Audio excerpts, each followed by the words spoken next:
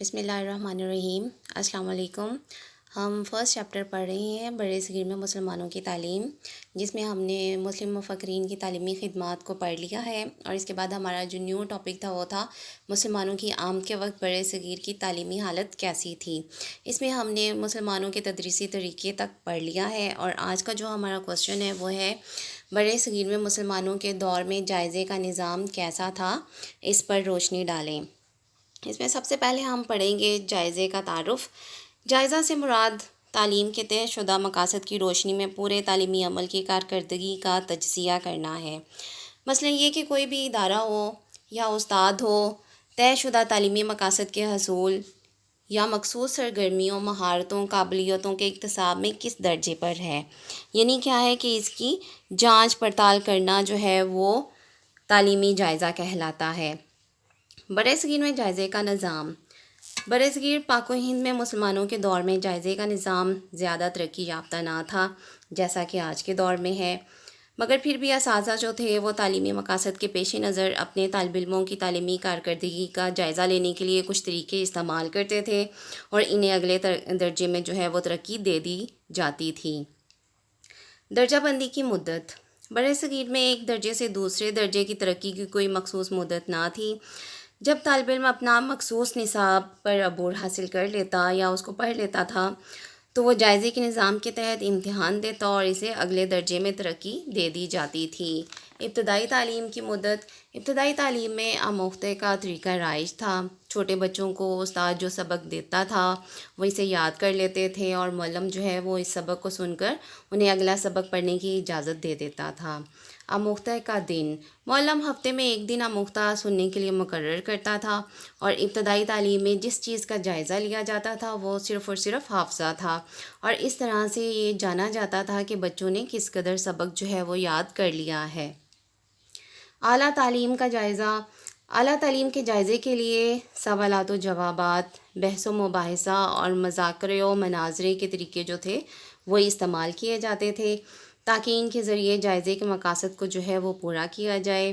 اس وقت کا امتحانات کا خوف اتنا نہیں ہوتا تھا جیسا کہ آج کل کے طریقہ امتحانات سے جو ہے وہ وابستہ ہے۔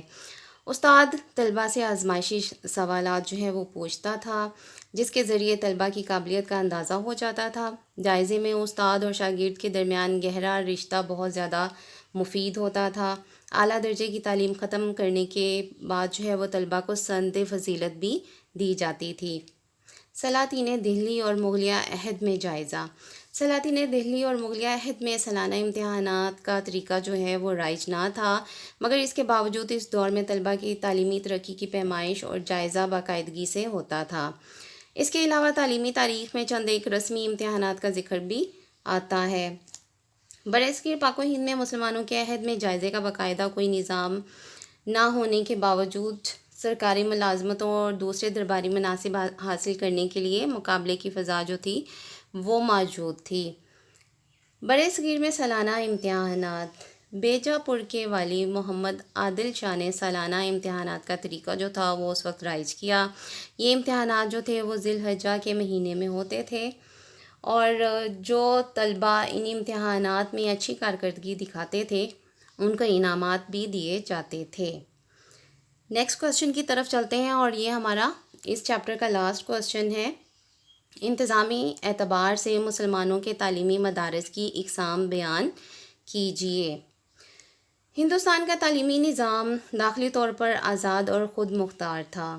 مسلمانوں کے تعلیمی مدارس حکمران، امراء یا جتنے بھی دولت مند لوگ تھے وہ قائم کرتے تھے، اور یہی لوگ ان مدارس کی مالی طور پر تمام ذمہ داریاں بھی اٹھاتے تھے۔ لیکن ان مدارس کی نظم و ضبط، تعلیمی نصاب اور طریقہ تدریس کے ساتھ ساتھ دیگر تعلیمی امور میں ان مدارس کے اساتذہ جو تھے وہ مکمل طور پر آزاد تھے۔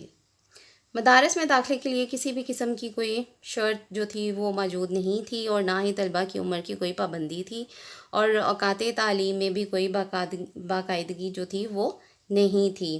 انتظامی لحاظ سے مسلمانوں کے مدارس جو ہیں وہ چند ہیں، جن میں نمبر 1 پہ سرکاری مدارس ہیں، مساجد میں قائم درسگاہیں ہیں، نمبر 3 پہ خانقاہوں اور مزارات سے الحاق شدہ مدارس ہیں، اور نمبر 4 پر علماء کرام کے ذاتی مدارس ہیں۔ تو ان کو اب ہم تفصیل سے دیکھتے ہیں۔ نمبر 1 پر ہے سرکاری مدارس۔ اکثر جو سرکاری مدارس ہیں وہ بڑے بڑے شہروں میں قائم کیے گئے تھے۔ یہ مدارس اس وقت کی حکومت کی زیر پرستی جو تھے وہ چلتے تھے، مگر بعض امیر اور جو رئیس لوگ تھے وہ ان مدارس کی نہ صرف مالی امداد بھی کرتے تھے بلکہ سرکاری مدارس کے لیے اپنی جاگیریں بھی دے دیتے تھے۔ ان مدارس میں مشہور اور قابل اساتذہ اور علماء کو تعلیمی امور کے لیے مقرر کیا جاتا تھا۔ یہی اساتذہ اور علماء جو تھے وہ مدارس کے نظم و نسق کے سلسلے میں آزاد اور خود مختار ہوتے تھے۔ اکثر سرکاری مدارس میں طلباء کے لیے اعلیٰ درجے کی تعلیم کا انتظام بھی تھا اور ان مدارس میں طلباء کو وظائف بھی دیے جاتے تھے۔ بڑے صغیر کے جو چند مشہور مدارس ہیں ان میں نمبر 1 پہ جامعہ فیروز شاہی ہے۔ یہ بادشاہ فیروز شاہ تغلق نے قائم کیا تھا۔ اس مدرسے کو عظمت اور شان و شوکت کے اعتبار سے ایک امتیازی حیثیت حاصل تھی۔ یہ جامعہ جو ہے ایک اقامتی درسگاہ بھی اس کی بھی حیثیت رکھتی تھی۔ نمبر 2 پہ مدرسہ ہمایوں ہے۔ مدرسہ ہمایوں بھی ایک اعلیٰ سرکاری ادارہ تھا۔ اس عظیم مدرسے کے علاوہ ہمایوں کا مقبرہ بھی ایک طویل عرصے تک مدرسے کے طور پر استعمال ہوتا رہا ہے۔ پھر مدرسہ دارالبقاء آ جاتا ہے۔ یہ عظیم درسگاہ جو تھی یہ شاہ جہاں نے دہلی میں تعمیر کروائی تھی۔ اس درسگاہ میں اساتذہ کی تقرری بھی بادشاہ خود ہی کرتا تھا۔ جامعہ فرنگی محل، اورنگزیب عالمگیر نے فرنگی محل میں اس عظیم الشان جامعہ کو قائم کیا تھا۔ اس کے بعد نمبر 2 پر آ جاتا ہے مساجد میں قائم درس گاہیں۔ اسلام میں مساجد کو ہمیشہ سے ہی ایک مرکزی حیثیت حاصل رہی ہے، اس لیے مسلمان اپنی مساجد کے ساتھ بھی تعلیمی مدارس قائم کر لیتے تھے تاکہ طلباء کی دینی تعلیم کے ساتھ ساتھ دنیاوی تعلیم بھی ان کو دے سکیں۔ مدینہ منورہ میں صفا کی درسگاہ اس کی بہترین مثال ہے۔ یہ درسگاہ مسجد نبوی میں جو تھی وہ قائم کی گئی تھی۔ کئی مسلم ممالک میں بھی جامعات اور مدارس مساجد میں ہی قائم ہیں۔ ان مدارس میں قرآن پاک کی ناظرہ اور حفظ کی تعلیم کے ساتھ ساتھ ابتدائی تعلیم، ریاضی اور خوش نویسی کی تعلیم بھی دی جاتی تھی اور یہ ادارے اپنی مدد آپ کے تحت ہی چلتے تھے۔ نمبر 3 پر آ جاتے ہیں خانقاہوں اور مزارات سے ملحقہ مدارس۔ بڑے صغیر میں صوفیاء کرام اور مشائخ کرام نے اسلام کی اشاعت میں بہت خدمات سر انجام دی ہیں اور لوگ بھی اس فیض کے حصول کے لیے پروانوں کی طرح ان کے گرد جمع ہو جاتے تھے۔ ان صوفی اور مشائخ کی خانقاہوں اور مزارات کے ساتھ ہی لوگوں نے درس گاہیں بنا دیں جہاں لوگ تعلیم حاصل کرتے تھے۔ یہاں زیادہ تر قرآنی اور روحانی تعلیم جو تھی وہ دی جاتی تھی۔ ان مدارس کا انتظام جو تھا وہ بھی مخیر حضرات کے تعاون سے ہی چلتا تھا اور یہ آہستہ آہستہ یہ درس گاہیں جو ہیں وہ باقاعدہ مدارس کی شکل جو ہیں وہ اختیار کر گئی تھیں۔ نمبر 4 پر آ جاتا ہے علماء کرام کے مدارس۔ مسلمان تعلیم و تدریس کو ایک عبادت اور فرض سمجھتے ہیں۔ اسی فرض کے جذبے سے سرشار ہو کر مسلمان عمر بھر درس و تدریس میں مشغول رہتے تھے۔ اسی بدولت علماء کرام گھروں یا مساجد میں تعلیمی خدمات انجام دیتے تھے۔ وہ اپنے طلباء کے قیام و طعام کا بھی انتظام کرتے تھے۔ اس کام میں بہت سے صاحب ثروت اور امیر لوگ جو تھے وہ بھی شامل تھے اور ان علماء کی مدد بھی کرتے تھے۔ غرض یہ کہ انگریزوں کے برے صغیر میں آمد سے قبل مسلم دور حکومت کی علمی سرگرمیوں کی چند خصوصیات جو ہیں وہ ہمارے سامنے آتی ہیں جو ہم سارے ابھی پڑھ کر آئے ہیں۔ اس میں کیا ہے، ہم دیکھتے ہیں کہ مسلمانوں کے دور میں مسجد جو تھی وہ ابتدائی تعلیم کا مرکز ہوتی تھی۔ تعلیمی سہولتیں یونیورسل اور ہر طبقے کے لیے مفت ہوتی تھیں۔ تعلیمی اداروں میں مفت رہائش کے علاوہ طلباء کو وظائف بھی دیے جاتے تھے۔ مسلمانوں کے دور میں حکمران تعلیم کی ترقی پر بے پناہ خرچ کرتے تھے لیکن تعلیم کے انتظامی معاملات اور نصاب میں کوئی بھی مداخلت نہیں کرتے تھے۔